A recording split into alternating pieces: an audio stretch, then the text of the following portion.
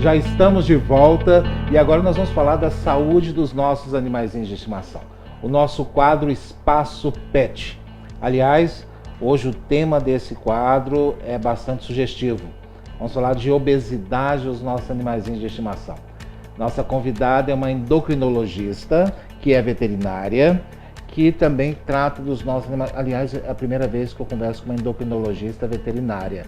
Doutora Mariana Moreira. Isso. É isso.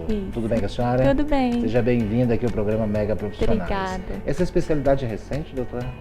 Na verdade, a gente ainda não tem um colégio para essa especialidade, então não tem uma prova.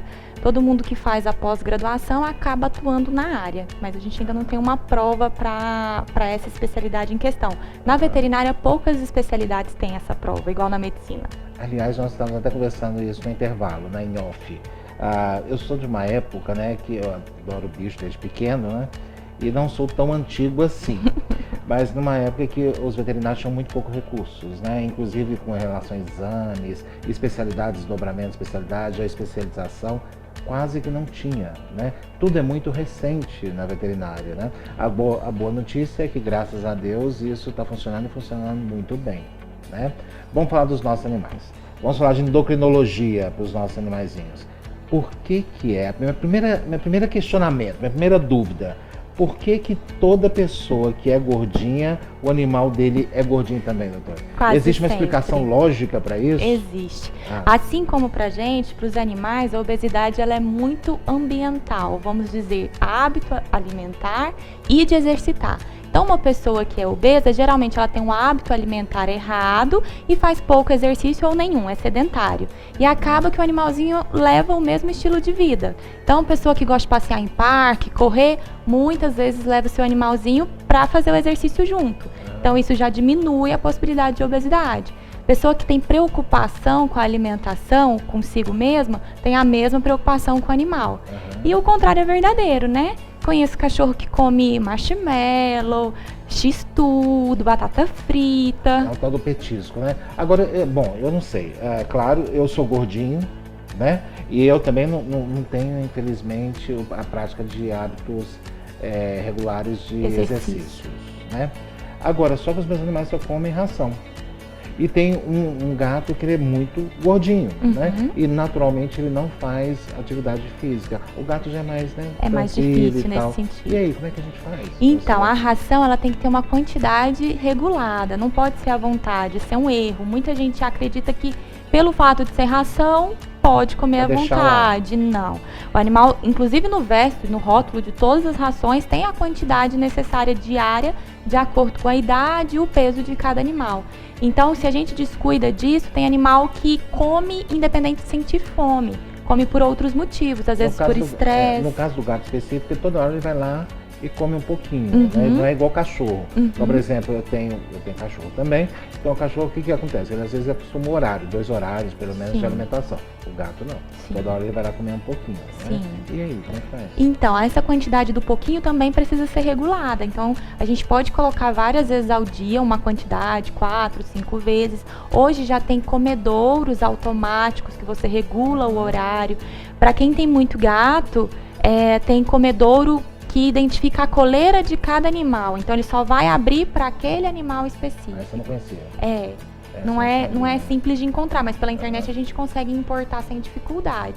Então, para quem tem muitos animais, a gente consegue um fazer uma dieta e outro fazer outra, por exemplo. Olha que interessante, né? Isso é muito importante pra gente, é muito difícil. Às vezes tem um gato com doença renal, às vezes tem um gato que precisa de outra alimentação. E como é que você dá? Ou você dá para todo mundo? Isso. Como eu já tive o caso. Eu tive que comprar uma ração de 25 quilos renal, tive que dar para todo mundo, porque não tinha jeito de separar um do outro, né? Com esses comedouros é uma possibilidade de fazer isso quando a gente não pode colocar em ambientes separados. Então, tem tratamento para obesidade em gatos? O tratamento, gatos, cachorros, enfim. Sim, o tratamento é basicamente dieta e exercício. E a gente tem que identificar se tem algum fator de base predispondo a essa obesidade. Por exemplo, no cão, temos hipotiroidismo com bastante frequência. que é uma doença endócrina que diminui o metabolismo e permite que o animal ganhe peso com mais facilidade. Tem o hiperadrenocorticismo, que é uma outra doença endócrina. Tem exames hoje que diagnosticam. Todos. É muito semelhante ao dos seres humanos. Interessante isso, né? Uhum. Tá, aí a senhora faz a avaliação, diagnostica, vê a doença primária e faz o tratamento dela. Isso, exato. Aí você, consequentemente, trata a obesidade. Isso. A obesidade basicamente é dieta e exercício. E identificar se tem esse outro fator dificultando a perda de peso, por exemplo. Outro problema também, gente, que eu acho que o dono do animal obeso também tem que cuidar com a oftalmologia, porque às vezes a gente vê o gato, vê o cachorro, acha lindo, né? Então, cadê? Não tá gordo, né? Teve um caso recente agora que eu levei na doutora Luciana, que aliás é a titular desse quadro. O que ela fala? Ela falou, olha, a proprietária trouxe um gato aqui, quando eu fui pesar o gato, estava 6,7 kg. E ela falou, nossa, mas o gato tá muito gordo, a veterinária, né? Aonde você viu gordo? Não tá gordo não, tá tão bonitinho, tá tão gordinho, tá tão... Ela não falou gordinho, tá tão bonito, tá saudável, não tá gordo não. Ela falou, tá muito gordo, né? Qual que é o peso ideal para cada animal? Depende. Como a gente tem muitas variações de raça, é difícil falar um peso ideal geral. Cada animal precisa ser avaliado. Como que é igual humano, 10 quilos a menos de altura? Não, porque a gente tem várias conformações e é muito comum na veterinária o que a gente chama de SRD, que é sem raça definida. Então não tem como a gente falar esse aqui que não tem... não tem como.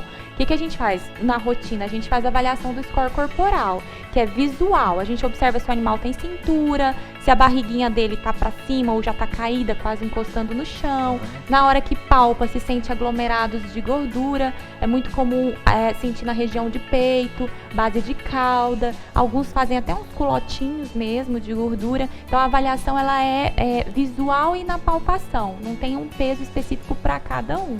Até dentro de raça tem muita variação. O Shih Tzu, por exemplo, que é uma raça muito comum, eu tenho o Shih Tzu com peso ideal com 3 quilos e eu tenho o Shih Tzu com peso ideal com 8 quilos. Então depende muito do tamanho daquela linhagem, então não dá para falar um peso específico, mas visualmente. E essa questão do dono não identificar o animal como obeso, já tem até estudos mostrando isso. O animal obeso, a gente pede pro dono, o que você acha? Acho que ele tá bem, tá saudável. E na verdade o animal tá obeso. Então tem essa dificuldade por parte do tutor de identificar a obesidade no seu animal. Ele acha que um pouco mais gordinho é saudável. E muitas vezes não é. Isso, na verdade, é uma questão cultural, inclusive, das pessoas, quando era antigamente, né? O bonito, saudável era o gordinho. Sim. Até para criança também era uma questão. Então, a criança saudável, aquela gordinha que tá com bochechinha e tal. E na verdade não é. Né? Agora, a obesidade também no animal, o comportamento é mais ou menos próximo do ser humano. Exemplo, começa quando o animal mais jovem e ele vai ficando mais idoso e vai ficando mais difícil perder esse peso? Sim. Inclusive, assim como no ser humano, o animal que foi obeso desde a infância, ele tem muita dificuldade de alcançar o peso ideal na fase adulta, mesmo com os tratamentos, com dieta. E aquele que engorda depois de adulto, a gente consegue ter um resultado melhor de emagrecimento.